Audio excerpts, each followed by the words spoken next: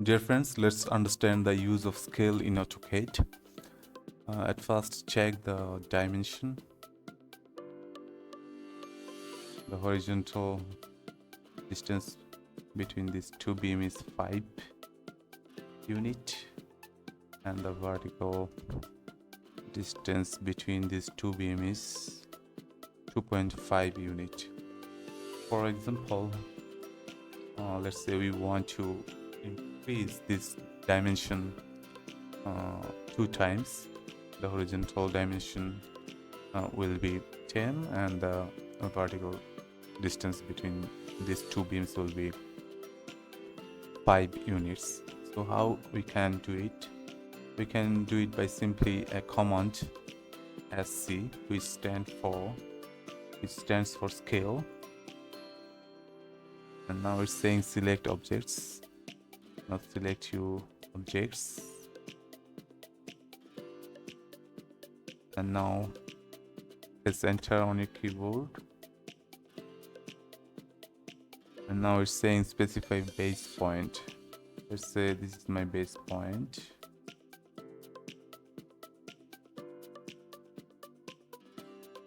And now it's saying in the command line, specify scale factor. You can specify your scale factor, or you can move your mouse like this, or manually change the dimension. As I want to double the dimension, so let's say the scale factor is 2, and then press enter. So the dimension has been increased. Now check the dimension. It was 5, it should be now 10. It's 10. It's okay. Let's check vertical distance. It was 2.5, now it should be 5. So our scale is working good. That's how you can use the scale command in AutoCAD. Thank you guys, thanks for watching.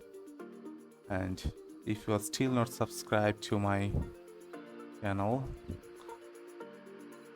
please do consider to subscribe my channel.